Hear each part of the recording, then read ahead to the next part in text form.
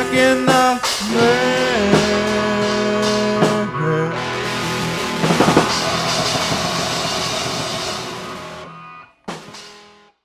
Welcome, everyone.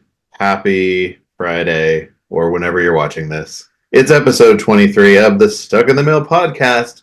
Today, we are talking about an album that I used to have on CD, no longer have it, but Casey's got it on vinyl. It's the Jon Spencer Blues Explosion with Orange. Prepare for the reflective quality of this album. There we go.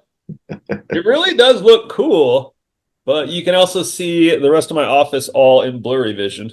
Here we go. Let's get the song track. Oh my gosh, we just lost all our viewers right there. This was 94, if I'm not mistaken. My freshman year. Which, for my money, is one of the best years in music history. Definitely. For sure. Yep, it was kind of the peak of the early 90s creativity boom before things sort of went south. If 84 was the peak of heavy metal, 94 was the peak of what would become known as alternative rock, I suppose. Alternative rock. Alternative. That they had to find a way to market it. And they did. All together. So I don't remember how I came across this, although I guess you probably showed me the video for Bell Bottoms on MTV. I disagree. Okay. I think that I showed you the video for Dang, which I believe was the first video, which was on 120. I think. I don't remember the video for Dang, but I love that song. If you don't remember the video for Dang, it was featured in Beavis and Butthead, and it was very much loved by Beavis and Butthead. They're just like, whoa, whoa, look at that, whoa. But I mean, it's the craziest video. Very low budget. It looks like a mix between an early Beck video and Plan 9 from Outer Space by Ed Wood. Okay. It's a must. You said on when we introduced this on the last podcast, you said this album rips, and that is the best description I would concur. I think that I was, like I told you, the lines from this album every now and then pop into my head randomly, and I'm like, what is that? Oh, that's right, Jon Spencer Blues Explosion. So I probably hadn't gone back to listen to it, I don't know, 15 years. Yeah. And I mean, it sounds great in the car. It took me back to driving around our hometown, just playing the heck out of this thing. Yeah, it's, for being, I guess young high schoolers, this was out of another level. And one interesting thing I found today that was really cool was apparently Jon Spencer Blues Explosion actually took a real blues legend out on tour too and revitalized him. And they were, but R.L. Burnside. But Yeah. the thing about it in 94 is that, blues was very flat and there was no blues, and he kind of, I mean, it's obviously not, it's white electric noise garage blues, but he really was doing it justice for the time and updating it, would be my take on that. Yeah, I mean, it's a their own style is kind of a love letter to the blues itself. It's very sincere, even though the music itself is, kind of a taking the piss, as they say. Yeah, I mean, it definitely, I mean, when I was doing some research and I knew a few things on Jon Spencer's career, because he literally came about, Jon Spencer Blues Explosion came out of New York. He went to Brown University, which I think is upstate or somewhere East Coast. And he had a simultaneous band during Jon Spencer Blues Explosion called Boss Hogg with his, at the time, wife. He had a band in the mid 80s, really obnoxious, all around offensive. They in 86, the band's called P Word Galore. You can understand what P Word might be.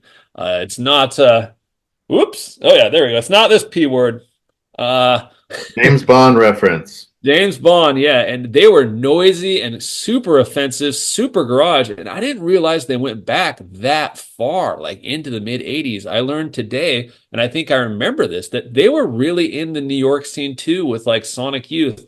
And at the time of the release of one of their major EPs, Sonic Youth dared them to release a cover of Exile on Main Street, the entire double album, and they did it. And it's cassette only, and it's a real thing. I was listening to it before this started. So Oh John wow. Spencer, he was really like kind of a weird before this blues explosion thing. He was just a weird kind of front man, greasy hair, long hair, kind of punk rock Ramones guy, leather jacket, kind of supermodel-esque, like kind of trashy looking girlfriend. Really, really weird. The scene that he came out of, he evolved and really reinvented himself many times, and Yeah. it's just strange that this. I remember, if I can go off really quickly here on a tangent, it's a relevant tangent. It's about Blues Explosion. I remember loving this album so much. I bought on album on LP. I can't even talk. On 4th Street in Santa Rosa, I bought the previous album, Extra Width, and it was horrible. And then I bought the album after this, after Orange, on CD, which was $20, and it was horrible. And I was like, "What is this? A one shot?" I mean, I it was bizarre to me. And Well, Orange was kind of a fiasco for me because I loved it so much and I couldn't get more. yeah, I'm kind of glad to hear you say that because I have never really investigated the rest of their catalog, and I'm sure that there are anyway. I just had never heard it, and there's something about Orange. I don't know. I guess it just hit at the right time. I guess it hit.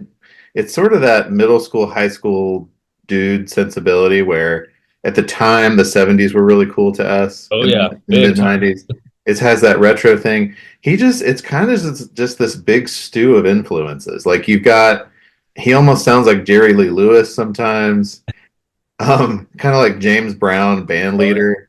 I Yep. mean, you've got those amazing strings in Bell Bottoms, and then I think a couple other songs that sound like Shaft or something.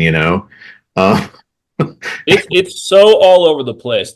I'm convinced, having heard stuff, having heard Boss Hogg, having heard the James Bond reference band, and heard other John Spencer at like Blues Explosion at the time, and it was all the same drivel. But this album, I don't know if Judah Bauer and Russell Simmons, that's the bass and the guitarist, but they were really working on a groove here. And I think everyone knows a band works by its players. But if they had this same lineup on other bands, they weren't smoking the same stuff. which one is the drummer? Is that Simmons or Bauer? Uh, uh, I'm hearing the lyrics in my head now as you say that. Swing the Because blues, punk. well, and they're a three-piece, which is Yes. unusual.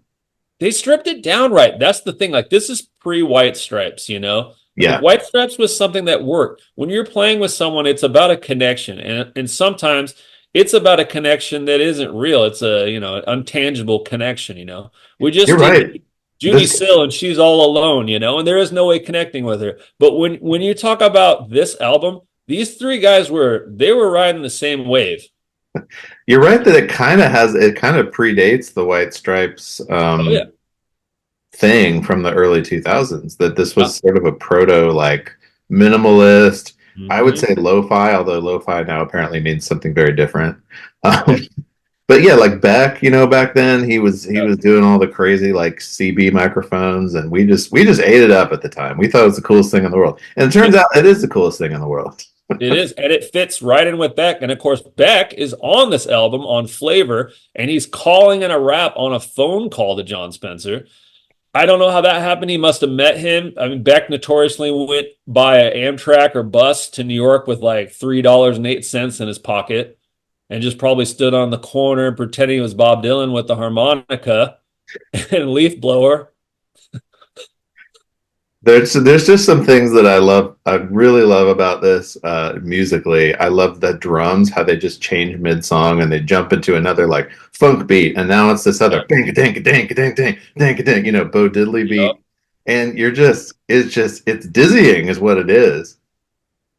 I'd love to hear what John Spencer thinks. Like if he hates it or something, secretly loves it. But I mean, this was one of the few bands like that. I hadn't thought about that memory, but one of the few bands where I wanted more and everything, I only knew to look for John Spencer and I wouldn't have got too much more otherwise. But what I found was nothing, like Hmm. nothing. I think I remember much later hearing one more song they did that I liked, and I think there was some acclaimed stuff. But yeah, I mean, it's Orange. Like this is a special album. This is, it's in. This is a sequel to the first episode we did, the secret one, which is a episode we did on Smashing Pumpkins, where I included songs because that's a favorite album, literally a favorite album of Mike and I's.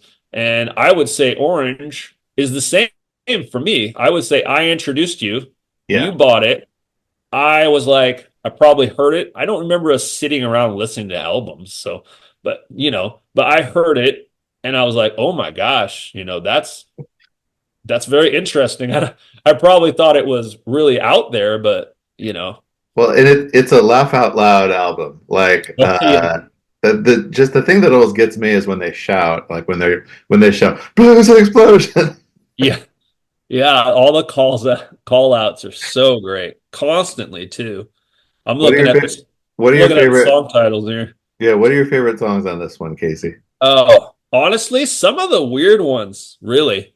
There's a couple on here that really have that 90s feel of West Coast rap. There's one on here that has like a synthesizer sound, and I'm like, wow, that sounds like Dr. Dre sampling Funkadelic or Right. Parliament.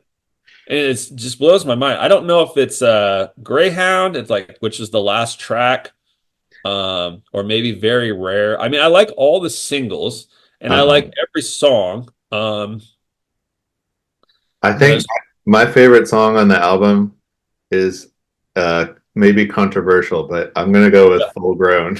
yeah, yeah, that one, of course, was pretty great.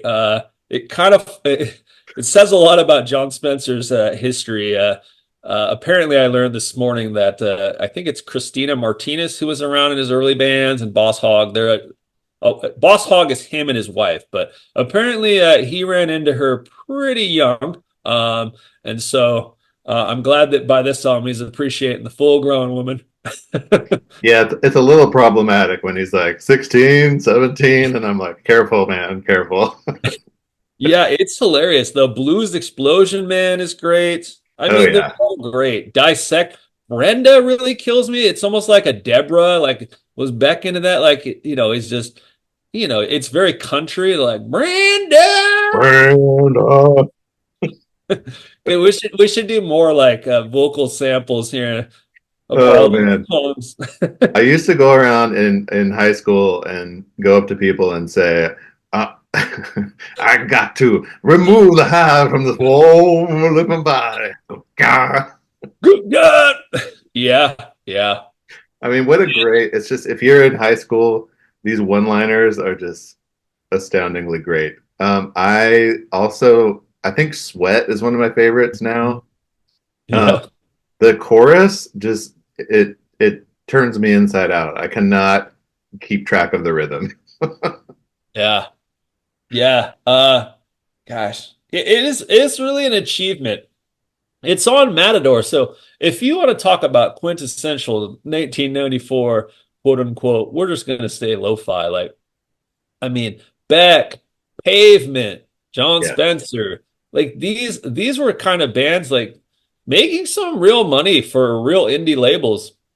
And they were competing, this was kind of the beginning to the end of the music industry. They're like, Yeah. oh no, we're spending all this money and these guys aren't spending much money and they're putting out these great albums. And that kind of revolution, it really did start. And by the time I was in college, there was Napster and, the music industry was falling apart. And look at it now, legal Napster. So, it's just odd, it just shows. Yeah, I look back and it feels like it feels like a real creative peak right around then. Yeah. Oh, for being our age, I would say yes. I Mhm. when I look back on 97, like my senior year, I was listening to like, Weezer and Pixies and like I don't know. I was starting to branch out a little more, but like that stuff didn't come out in 97. Like the stuff from 97 to me, I mean, when did Melancholy come out and ruin everything? 96? Feels like 96.